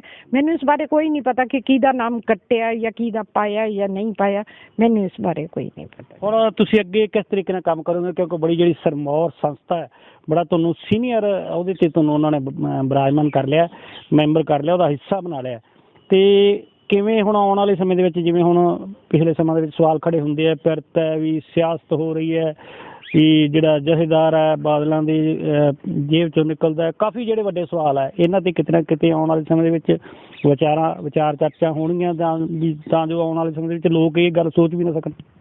ਦੇਖੋ ਜੀ, ਹਾਲੇ ਤੱਕ ਤਾਂ ਸਾਡੀ ਕੋਈ ਮੀਟਿੰਗ ਨਹੀਂ ਹੋਈ, ਪਰ ਇੱਕ ਵਿਸ਼ਵਾਸ ਮੈਂ ਤੁਹਾਨੂੰ ਜ਼ਰੂਰ ਦਵਾਉਂਦੀ ਹਾਂ ਕਿ ਨਿਰੋਲ ਧਾਰਮਿਕ ਹੋ ਕੇ, ਜਿਹਦੇ ਵਿੱਚ ਰਾਜਨੀਤੀ ਦਾ ਕੋਈ ਵੀ ਅਸਰ ਨਾ ਹੋਏ, ਜਿਹੜੀ ਸੇਵਾ ਪਰਮਾਤਮਾ ਵੱਲੋਂ ਮੈਨੂੰ ਸੌਂਪੀ ਗਈ ਹੈ ਉਹਨੂੰ ਤਨਦੇਹੀ ਨਾਲ ਨਿਭਾਵਾਂਗੀ, ਇਮਾਨਦਾਰੀ ਨਾਲ ਨਿਭਾਵਾਂਗੀ, ਔਰ ਕਿਤੇ ਵੀ ਕਿਸੇ ਗੁਰਦੁਆਰਾ ਸਾਹਿਬ ਵਾਸਤੇ ਜਾਂ ਕੋਈ ਹੋਰ ਜਿੰਨੀਆਂ ਵੀ ਸਾਡੇ ਸੰਸਥਾਵਾਂ ਨਾਲ ਰਿਲੇਟਡ ਚੀਜ਼ਾਂ ਹੈਗੀਆਂ, ਚਾਹੇ ਉਹ ਸਕੂਲ ਹੈ ਚਾਹੇ ਉਹ ਕਾਲਜ ਹੈ, ਵੈਸੇ ਤਾਂ ਸਾਡੀਆਂ ਅਲੱਗ-ਅਲੱਗ ਕਮੇਟੀਜ਼ ਬਣੀਆਂ ਹੋਈਆਂ, ਕੁਛ ਮੈਂਬਰਸ ਹੈ ਜਿਹੜੇ ਕਿ ਐਜੂਕੇਸ਼ਨ ਨੂੰ ਸਾਂਭ ਰਹੇ ਹੈ, ਕੁਛ ਮੈਂਬਰਸ ਹੈ ਜਿਹੜੇ ਧਰਮ ਪ੍ਰਚਾਰ ਨੂੰ ਸਾਂਭ ਰਹੇ ਹੈ, ਕੁਛ ਮੈਂਬਰਾਂ ਦੀ ਡਿਊਟੀ ਲਗਾਈ ਗਈ ਹੈ ਜਿਹੜੇ ਕਿ ਇਮਾਰਤਾਂ ਜੋ ਬਣਦੀਆਂ ਉਹਨਾਂ ਨੂੰ ਸਾਂਭਦੇ ਹੈ, ਰੈਵਨਿਊ ਵਗੈਰਾ, ਯਾਨੀ ਕਿ ਅਲੱਗ-ਅਲੱਗ ਮੈਂਬਰਾਂ ਦੀਆਂ ਡਿਊਟੀਆਂ ਕਮੇਟੀਜ਼ ਬਣਾ ਕੇ ਡਿਊਟੀਆਂ ਲੱਗ ਚੁੱਕੀਆਂ। ਸੋ ਜਿੱਥੇ ਵੀ ਮੈਨੂੰ ਡਿਊਟੀ ਮਿਲੇਗੀ ਜਾਂ ਐਗਜ਼ੈਕਟਿਵ ਮੈਂਬਰ ਹੋਣ ਦੇ ਨਾਤੇ ਜਿੱਥੇ ਵੀ ਅਸੀਂ ਦੇਖਾਂਗੇ ਕਿ ਕੋਈ ਮਤਲਬ ਕਿ ਗੱਲ ਗੁਰਦੁਆਰਾ ਸਾਹਿਬ ਦੇ ਵਿੱਚ ਨਹੀਂ ਠੀਕ ਹੋ ਰਿਹਾ, ਤਾਂ ਉਸ ਨੂੰ ਜਿਹੜਾ ਅਸੀਂ ਪੂਰਾ ਜਿਹੜਾ ਹੈਗਾ। ਬਿਲਕੁਲ ਇਹ ਗੱਲ ਸਾਹਮਣੇ ਕਈ ਵਾਰ ਆਉਂਦੀ ਹੈ, ਲੋਕ ਗੱਲਾਂ ਕਰਦੇ ਆ ਵੀ ਜਿਹੜਾ ਡੇਰਾਵਾਦ ਦਾ ਜਿਹੜਾ ਵਿਸਤਾਰ ਹੋ ਰਿਹਾ, ਇਸੇ ਕਰਕੇ ਹੋ ਰਿਹਾ ਵੀ ਜਿਹੜੀ ਸ਼੍ਰੋਮਣੀ ਗੁਰਦੁਆਰਾ ਪ੍ਰਬੰਧਕ ਕਮੇਟੀ ਹੈ ਪੂਰੇ ਤਰੀਕੇ ਦੇ ਨਾਲ ਸਿੱਖ ਕੌਮ ਨੂੰ ਜਾਂ ਆਮ ਲੋਕਾਂ ਨੂੰ ਜਾਗਰੂਕ ਨਹੀਂ ਕਰ ਰਹੀ। ਜੇ ਜਾਗਰੂਕ ਚੰਗੇ ਢੰਗ ਨਾਲ ਕਰੇ ਤਾਂ ਹੋ ਸਕਦਾ ਵੀ ਇਹ ਨੌਬਤੀ ਨਾ ਹੋਵੇ। ਨਹੀਂ ਜੀ, ਜਾਗਰੂਕਤਾ ਸ਼੍ਰੋਮਣੀ ਗੁਰਦੁਆਰਾ ਪ੍ਰਬੰਧਕ ਕਮੇਟੀ ਸ਼ੁਰੂ ਤੋਂ ਹੀ ਕਰ ਰਹੀ ਹੈ। ਦੇਖੋ, ਅਸੀਂ ਘਰ ਘਰ ਅੰਦਰ ਧਰਮਸਾਲ ਜਿਹੜਾ ਹੈਗਾ ਉਹ ਪ੍ਰੋਗਰਾਮ ਚਲਾਏ ਸੀ ਅਸੀਂ ਹਰ ਇੱਕ ਗੁਰਦੁਆਰਾ ਸਾਹਿਬ ਦੇ ਵਿੱਚ, ਪਰ ਕਿਤੇ ਨਾ ਕਿਤੇ ਆ ਕੇ ਗੁਰਦੁਆਰਾ ਸਾਹਿਬ ਜਿਹੜੇ ਜ਼ਿਆਦਾ ਬਣ ਗਏ ਉਹਨਾਂ 'ਚ ਚੌਧਰ ਨੂੰ ਲੈ ਕੇ ਲੜਾਈਆਂ ਹੁੰਦੀਆਂ। ਮੈਂ ਫਰੀਦਕੋਟ ਦੀ ਅਗਰ ਗੱਲ ਕਰਾਂ, ਪਿਛਲੇ ਦਿਨ ਇੱਕ ਬੜੀ ਵੀਡੀਓ ਵਾਇਰਲ ਹੋਈ ਸੀ, ਉੱਥੇ ਕੁਝ ਵੀ ਨਹੀਂ ਸੀ, ਸਿਰਫ ਚੌਧਰ ਦੀ ਲੜਾਈ ਸੀਗੀ, ਔਰ ਉਸ ਲੜਾਈ ਦੇ ਵਿੱਚ ਜੋ ਬਦਨਾਮੀ ਸਿੱਖ ਕੌਮ ਨੂੰ ਮਿਲੀ ਉਹ ਮੇਰਾ ਖਿਆਲ ਹੈ ਬਹੁਤ ਮੰਦਭਾਗੀ ਸੀ। ਔਰ ਮੈਂ ਤਾਂ ਇਹੀ ਕੋਸ਼ਿਸ਼ ਕਰਾਂਗੀ ਕਿ ਹਰ ਇੱਕ ਗੁਰਦੁਆਰਾ ਸਾਹਿਬ ਦੇ ਵਿੱਚ ਜਾ ਕੇ ਬੇਨਤੀ ਕਰਾਂਗੀ ਸੰਗਤਾਂ ਨੂੰ ਕਿ ਤੁਸੀਂ ਆਪਣੇ ਧਰਮ ਨੂੰ ਆਪ ਨਾ ਪਿੱਛੇ ਲੈ ਕੇ ਜਾਓ। ਦੇਖੋ, ਹੁਣ ਅਸੀਂ ਤਾਂ ਜਾ ਕੇ ਕਹਿ ਹੀ ਸਕਦੇ ਹਾਂ, ਮੈਂ ਤੁਹਾਨੂੰ ਕਹਿ ਸਕਦੀ ਹਾਂ ਰੋਮਾਣਾ ਜੀ ਕਿ ਤੁਸੀਂ ਪਾਠ ਕਰੋ, ਕਰਨਾ ਨਾ ਕਰਨਾ ਇਹ ਤੁਸੀਂ ਆਪਣਾ ਦੇਖਣਾ। ਅਸੀਂ ਜਾ ਕੇ ਕਿਸੇ ਨੂੰ ਉਹ ਤਾਂ ਕਰ ਨਹੀਂ ਸੀਗੇ, ਪਰ ਜੋ ਕੁਛ ਵੀ ਸਾਡੇ ਤੋਂ ਪ੍ਰੋਵਾਈਡ ਹੁੰਦਾ, ਮੇਰੇ ਤੋਂ ਕਾਫੀ ਪਿੰਡਾਂ ਦੇ ਵਿੱਚ ਲੋਕਾਂ ਨੇ ਸੈਂਚੀਆਂ ਦੀ ਮੰਗ ਕੀਤੀ ਸੀ ਕਿ ਅਸੀਂ ਗੁਰਦੁਆਰਾ ਸਾਹਿਬ ਹਰ ਰੋਜ਼ ਜਾ ਕੇ ਪਾਠ ਨਹੀਂ ਕਰ ਸਕਦੇ, ਤੁਸੀਂ ਸਾਨੂੰ ਸੈਂਚੀਆਂ ਪ੍ਰੋਵਾਈਡ ਕਰੋ, ਅਸੀਂ ਘਰ ਪਾਠ ਰੱਖਾਂਗੇ। ਸੋ ਇਸ ਕਰਕੇ ਅਸੀਂ ਸੈਂਚੀਆਂ ਪ੍ਰੋਵਾਈਡ ਕੀਤੀਆਂ ਸੀ, ਗੁਟਕੇ, ਹਰ ਇੱਕ ਚੀਜ਼ ਜਿਹੜੀ ਵੀ ਸਾਨੂੰ ਸੰਗਤ ਜਿਹੜੀ ਹੈਗੀ ਉਹ ਕਹਿੰਦੀ ਅਸੀਂ ਪ੍ਰੋਵਾਈਡ ਕਰਦੇ ਹਾਂ। ਅਤੇ ਇਸ ਤੋਂ ਵੱਧ ਮੇਰਾ ਖਿਆਲ ਹੈ ਸ਼੍ਰੋਮਣੀ ਗੁਰਦੁਆਰਾ ਪ੍ਰਬੰਧਕ ਕਮੇਟੀ ਜਿਹੜੀ ਹੈਗੀ ਹੈ ਉਹ ਹਮੇਸ਼ਾ ਪਰਪੱਕ ਹੈ, ਪੂਰੀ ਪਰਪੱਕਤਾ ਦੇ ਨਾਲ ਉਹ ਕੰਮ ਕਰਦੀ ਹੈ। ਔਰ ਆਪਣੇ ਧਰਮ ਦੇ ਵਿੱਚ ਬਾਰਡਰ ਏਰੀਆਜ਼ ਦੇ ਵਿੱਚ ਉਹਨਾਂ ਨੇ ਆਪਣੇ ਜਿਹੜੇ ਧਰਮ ਪ੍ਰਚਾਰ ਵਾਲੇ ਬੱਚੇ ਸੀਗੇ ਉਹਨਾਂ ਨੂੰ ਭੇਜਿਆ ਤਾਂ ਕਿ ਬਾਰਡਰ ਏਰੀਆਜ਼ ਦੇ ਜਿੰਨੇ ਵੀ ਲੋਕ ਹੈਗੇ ਆ ਉਹਨਾਂ ਨੂੰ ਅਸੀਂ ਆਪਣਾ ਧਰਮ ਬਾਰੇ ਦੱਸ ਸਕੀਏ। ਈਸਾਈਆਂ ਬਾਰੇ ਜਿਹੜਾ ਇੱਕ ਰੌਲਾ ਪਿਆ ਸੀਗਾ ਜੀ, ਈਸਾਈ ਧਰਮ ਵੱਲ ਚਲੇ ਗਏ, ਉਹ ਐਕਚੁਅਲੀ ਈਸਾਈ ਧਰਮ ਵੱਲ ਕੋਈ ਅਗਰ ਗਿਆ ਸੀ ਤਾਂ ਲਾਲਚ ਵਸ ਗਿਆ ਸੀਗਾ, ਪਰ ਉਹ ਹੌਲੀ ਹੌਲੀ ਜਿਹੜੇ ਹੈਗੇ ਆ ਉਹ ਮੁੜਨੇ ਸ਼ੁਰੂ ਹੋ ਗਏ ਆ, ਆਪਣੇ ਧਰਮ ਦੇ ਵਿੱਚ ਹੀ ਉਹ ਆ ਰਹੇ ਹੈਗੇ ਆ। ਔਰ ਸਿੱਖ ਕੌਮ ਨੇ ਤਾਂ ਜਿੰਨੀਆਂ ਕੁਰਬਾਨੀਆਂ ਕੀਤੀਆਂ ਮੈਂ ਕਿ ਉਹਦਾ ਤਾਂ ਆਪਾਂ ਦੇਣ ਦੇ ਹੀ ਨਹੀਂ ਸਕਦੇ ਹੈਗੇ। ਬੀਬੀ ਜੀ, ਜਿਵੇਂ ਹੁਣ ਮਤਲਬ ਬੀਬੀ ਜੰਗੀਰ ਕੌਰ ਤੇ ਤੁਹਾਡੇ ਵਿੱਚ ਜੋ ਦੂਰੀਆਂ ਵਧਣੀਆਂ ਸ਼ੁਰੂ ਹੋਈਆਂ, ਉਸ ਤੋਂ ਬਾਅਦ ਤੁਹਾਨੂੰ ਲੱਗਦਾ ਵੀ ਜਿਹੜੇ ਲੋਕ ਪਹਿਲਾਂ ਉਸੇ ਬੀਬੀ ਜੀ ਨੂੰ ਗਾਲਾਂ ਕੱਢਦੇ ਹੁੰਦੇ ਸੀ, ਭਾਵੇਂ ਕਿ ਜਿਹੜੇ ਤੁਹਾਡੇ ਪਾਰਟੀ ਦੇ ਵਿੱਚ ਵੀ ਪਾਸੇ ਗਏ ਹੈ, ਦਿਗਜ ਲੀਡਰ ਹੈ, ਭਾਵੇਂ ਆਪਣੇ ਸਿੱਖ ਧਰਮ ਦੇ ਲੋਕ ਹੀ ਹੈ ਜਿਹੜੇ ਤੁਹਾਡੇ ਖਿਲਾਫ ਚੱਲ ਰਹੇ ਹੈ, ਦੂਜੇ ਪਾਸੇ ਭਾਰਤੀ ਜਨਤਾ ਪਾਰਟੀ ਹੋਊਗੀ, ਹਰਿਆਣੇ ਦੀ ਭਾਰਤੀ ਜਨਤਾ ਪਾਰਟੀ ਵੀ ਵੱਡੇ ਸਵਾਲ ਖੜੇ ਕਰਦੀ, ਉਹ ਵੀ ਬਹੁਤ ਉਹਨਾਂ ਨੇ ਲਾਹਾ ਲੈਣ ਦੀ ਕੋਸ਼ਿਸ਼ ਕੀਤੀ ਹੋਣੀ ਹੈ। ਨਹੀਂ ਜੀ, ਇਹ ਤਾਂ ਚੱਲਦਾ ਹੀ ਰਹਿੰਦਾ ਹੈਗਾ, ਕੋਈ ਇਹੋ ਜਿਹੀ ਗੱਲ ਨਹੀਂ ਹੈ।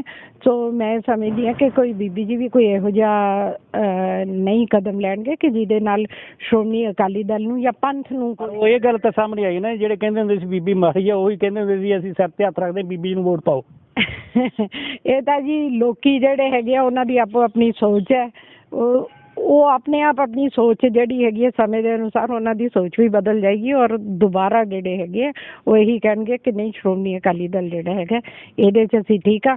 ਔਰ ਸ਼੍ਰੋਮਣੀ ਗੁਰਦੁਆਰਾ ਪ੍ਰਬੰਧਕ ਕਮੇਟੀ ਦਾ ਇੱਕ ਧਾਰਮਿਕ ਸੰਸਥਾ ਹੈਗੀ ਹੈ ਜਿਹਦੇ ਕੇ ਵਿੱਚ ਸਵਾਏ ਬਾਕੀ ਗੱਲਾਂ ਨੂੰ ਨਹੀਂ ਲੈਣਾ ਚਾਹੀਦਾ। ਸਿਰਫ ਸਾਨੂੰ ਆਪਣੇ ਧਰਮ ਦੇ ਬਾਰੇ, ਆਪਣੇ ਗੁਰੂਆਂ ਦੇ ਦੱਸੇ ਹੋਏ ਸਿਧਾਂਤਾਂ ਬਾਰੇ ਔਰ ਜੋ ਵੀ ਸਾਡੇ ਧਰਮ ਦਾ ਪ੍ਰਚਾਰ ਹੈ, ਜਿਹੜੀ ਉਹਨਾਂ ਦੀ ਸ਼ਹੀਦੀਆਂ, ਇਹਨਾਂ ਬਾਰੇ ਹੀ ਗੱਲ ਕਰਨੀ ਚਾਹੀਦੀ ਹੈ। ਹੋਰ ਫालतू ਗੱਲਾਂ ਤੁਸੀਂ ਕਿਹਾ ਬੀਬੀ ਦਾ ਸੁਭਾਅ ਮਾੜਾ ਨਹੀਂ, ਬਹੁਤ ਵਧੀਆ ਚੰਗੇ ਸੁਭਾਅ ਦੇ ਸੀਗੇ, ਚੰਗੀ ਇਸਤਰੀ, ਅਕਾਲੀ ਦਲ ਨੂੰ ਬਹੁਤ ਵਧੀਆ ਤਰੀਕੇ ਨਾਲ ਚਲਾਇਆ। ਇਹ ਤਾਂ ਨਹੀਂ ਗਾ ਕਿਤੇ ਕੋਈ ਹੋਰ ਉਹਨਾਂ ਨੂੰ ਚਲਾ ਰਿਹਾ ਹੋਵੇ ਪਿੱਛੋਂ ਹੁਣ? ਨਹੀਂ ਜੀ, ਇਹ ਤਾਂ ਹਾਲੀ ਮੈਂ ਇਸ ਬਾਰੇ ਕੁਝ ਵੀ ਕਹਿ ਨਹੀਂ ਸਕਦੀ ਹੈਗੀ। ਕੋਈ ਨਾ ਤਾਂ ਕੋਈ ਇਹੋ ਜਿਹੀ ਗੱਲ ਸਾਡੇ ਸਾਹਮਣੇ ਆਈ ਹੈ, ਸਮਾਂ ਦੱਸ ਦੇਗਾ, ਪਰ ਹਾਲੀ ਤਾਂ ਨਹੀਂ ਮੈਂ ਕੁਝ ਵੀ ਕਹਿ ਸਕਦੀ। ਜਿਵੇਂ ਹੁਣ ਇੱਕ ਬੀਬੀ ਜਗੀਰ ਕੌਰ ਨੇ ਇਹ ਵੀ ਕਿਹਾ ਕਿ ਕਾਫੀ ਪ੍ਰੈਸ਼ਰ ਪਾਇਆ ਗਿਆ ਹੈ ਮੈਂਬਰਾਂ 'ਤੇ, ਕਿਉਂਕਿ ਉਹਦੀ ਮੇਰੀ ਜਿੱਤ ਤਾਂ ਪ੍ਰਧਾਨਗੀ ਦੀ ਪੱਕੀ ਸੀਗੀ। ਜੇ ਉਹਨਾਂ ਨੂੰ ਇਹ ਡਰਾਤਾ ਵੀ ਜੇ ਅਸੀਂ ਬੀਬੀ ਨੂੰ ਕੱਢ ਸਕਦੇ ਹਾਂ ਤਾਂ ਤੁਸੀਂ ਕਿਹੜੇ ਬਾਗ ਦੀ ਮੂਲੇ ਹੈ? ਨਹੀਂ ਨਹੀਂ ਜੀ, ਇਹ ਤਾਂ ਐਵੇਂ ਲੋਕਾਂ ਦੀ ਆਪਣੀ ਵਿਚਾਰਧਾਰਾ ਹੈ। ਮੈਂ ਤਾਂ ਤੁਹਾਨੂੰ ਆਪਣੀ ਪਰਸਨਲ ਦੱਸਦੀ ਹਾਂ ਵੀ ਨਾ ਕਿਸੇ ਨੇ ਪ੍ਰੈਸ਼ਰ ਪਾਇਆ, ਨਾ ਕਿਸੇ ਨੇ ਫੋਨ ਕੀਤਾ ਔਰ ਅਸੀਂ ਬੜੇ ਵਧੀਆ ਮਾਹੌਲ ਦੇ ਵਿੱਚ ਉਦਣ ਦਰਬਾਰ ਸਾਹਿਬ ਵੀ ਇੱਕ ਦੂਸਰੇ ਦੇ ਨਾਲ ਅਸੀਂ ਮਤਲਬ ਕਿ ਗੱਲਾਂ ਵੀ ਸਾਂਝੀਆਂ ਕੀਤੀਆਂ। ਕੋਈ ਪ੍ਰੈਸ਼ਰ ਵਾਲੀ, ਨਾ ਕੋਈ ਪ੍ਰਧਾਨ ਜੀ ਦਾ ਪ੍ਰੈਸ਼ਰ ਸੀ, ਨਾ ਕੋਈ ਸਾਡੇ ਹਲਕੇ ਦੇ ਵਿੱਚ ਕਿਸੇ ਲੀਡਰ ਦਾ ਪ੍ਰੈਸ਼ਰ ਸੀਗਾ। ਇਸ ਗੱਲੋਂ ਤਾਂ ਮੈਂ ਸਰਦਾਰ ਪਰਮਨ ਸਿੰਘ ਜੀ ਬੰਟੀ ਰੋਆਣਾ ਔਰ ਸਰਦਾਰ ਮਨਤਾਰ ਸਿੰਘ ਬਰਾੜ ਜੀ ਦਾ ਵੀ ਧੰਨਵਾਦ ਕਰਦੀ ਹਾਂ ਕਿ ਉਹਨਾਂ ਨੇ ਇਸ ਬਾਬਤ ਕੋਈ ਗੱਲ ਵੀ ਨਹੀਂ ਕੀਤੀ ਹੈਗੀ।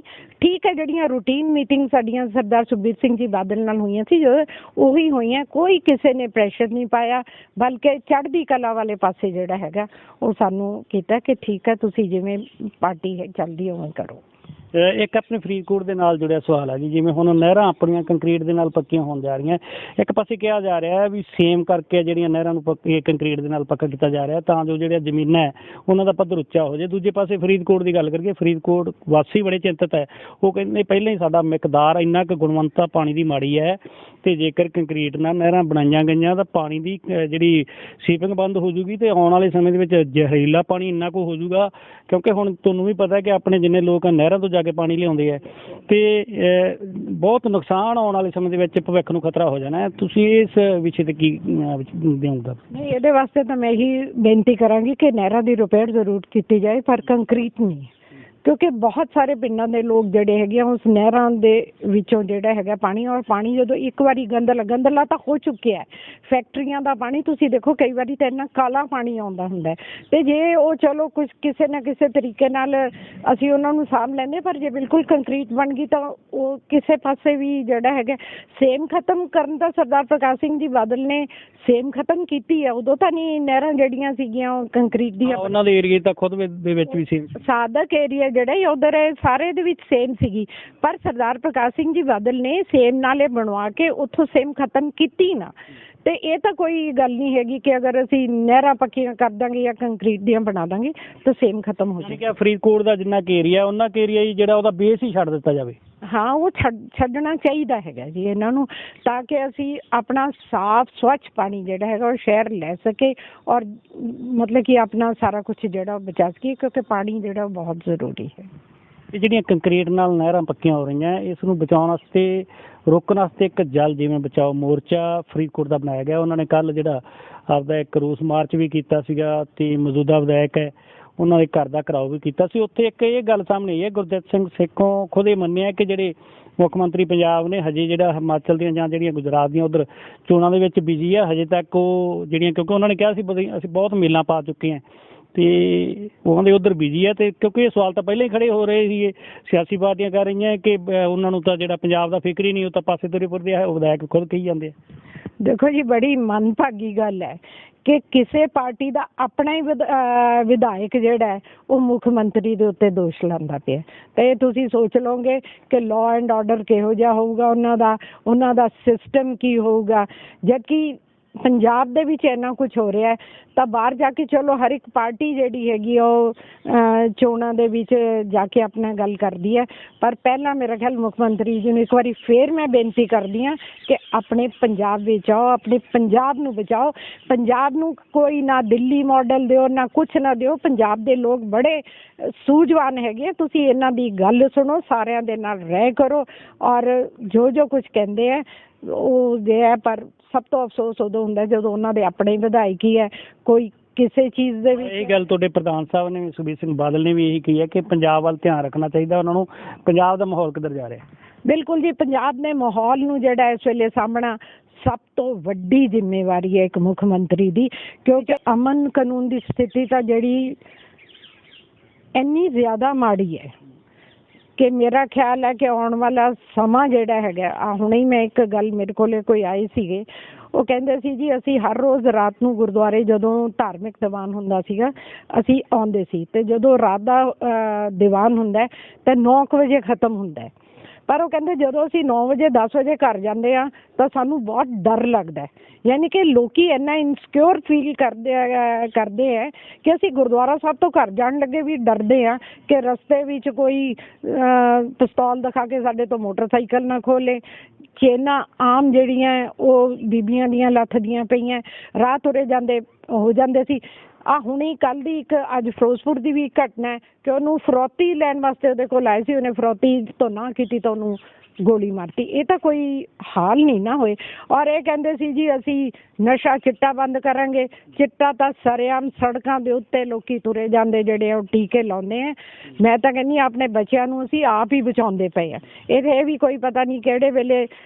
ਫਰੀਦਕੋਟ ਜ਼ਿਲ੍ਹੇ ਦੇ ਆਪਣੇ ਇੱਕ ਪਿੰਡ ਦੇ ਵਿੱਚ ਅੱਜ ਹੀ ਜਿਹੜੀ ਓਵਰਡੋਜ਼ ਨਾਲ ਮੌਤ ਹੋਈ ਹੈ। ਬਸ ਇਹੀ ਚੀਜ਼ ਮੈਂ ਤੁਹਾਨੂੰ ਦੱਸ ਰਹੀ ਹਾਂ ਨਾ ਕਿ ਕਿਤੇ ਨੱਥ ਹੀ ਨਹੀਂ ਪੈ ਰਹੀ। ਜਦੋਂ ਕਿਸੇ ਨੂੰ ਦੱਸੀਦਾ ਹੈਗਾ ਤਾਂ ਕੋਈ ਹੈ ਨਾ ਸੀਰੀਅਸਲੀ ਇਸ ਚੀਜ਼ ਨੂੰ ਲੈਂਦੇ ਹੀ ਨਹੀਂ ਹੈਗੇ। ਮੈਂ ਤਾਂ ਮੁੱਖ ਮੰਤਰੀ ਸਾਹਿਬ ਨੂੰ ਕਹਾਂਗੀ ਕਿ ਅਗਰ ਤੁਹਾਨੂੰ ਲੋਕਾਂ ਨੇ ਵੋਟਾਂ ਪਾ ਕੇ 92 ਸੀਟਾਂ ਦਿੱਤੀਆਂ ਤਾਂ ਘੱਟੋ ਘੱਟ ਉਹਨਾਂ ਲੋਕਾਂ ਦੀ ਜਾਨ ਮਾਲ ਦੀ, ਉਹਨਾਂ ਦੇ ਬੱਚਿਆਂ ਦੀ ਰਾਖੀ ਵੱਲ ਤਾਂ ਧਿਆਨ ਦਿਓ। ਜਦੋਂ ਸਰਦਾਰ ਪ੍ਰਕਾਸ਼ ਸਿੰਘ ਜੀ ਬਾਦਲ ਸੀਗੇ ਉਹਨਾਂ ਨੇ ਸਭ ਤੋਂ ਪਹਿਲਾਂ ਕਿਵੇਂ ਕਾਲੇ ਦੌਰ 'ਚੋਂ ਅਸੀਂ ਨਿਕਲੇ ਸੀ ਔਰ ਸਭ ਤੋਂ ਪਹਿਲਾਂ ਉਹਨਾਂ ਨੇ ਆਪਸੀ ਭਾਈਚਾਰਾ ਸਾਂਝ ਜਿਹੜੀ ਸੀ ਉਹਨੂੰ ਪਹਿਲ ਦਿੱਤੀ ਸੀਗੀ ਕਿ ਸਾਰੇ ਜਣੇ ਸੁਖਾਵੇਂ ਮਾਹੌਲ ਦੇ ਵਿੱਚ ਔਰ ਉਸ ਦੌਰ 'ਚੋਂ ਕੱਢਿਆ ਸੀਗਾ।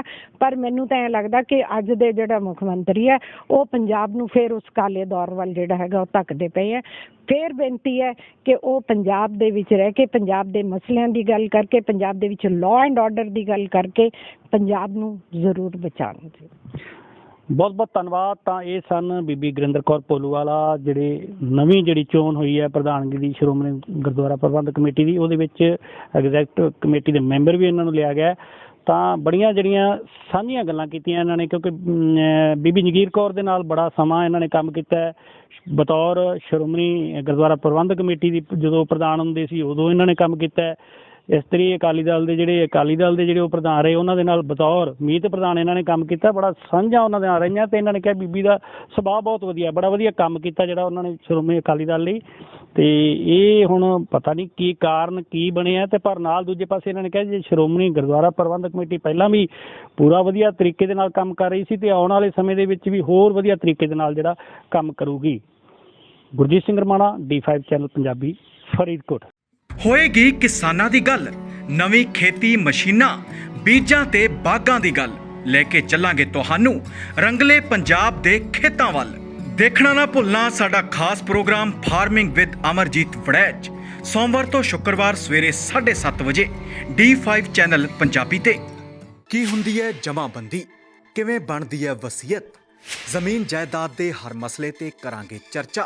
ਦੇਖਣਾ ਨਾ ਭੁੱਲਣਾ ਸਾਡਾ ਖਾਸ programme naibtehsildar.com। D5 channel Punjabi ਹੁਣੇ ਸਬਸਕ੍ਰਾਈਬ ਕਰੋ, ਬੈਲ ਆਈਕਨ ਤੇ ਕਲਿੱਕ ਕਰੋ।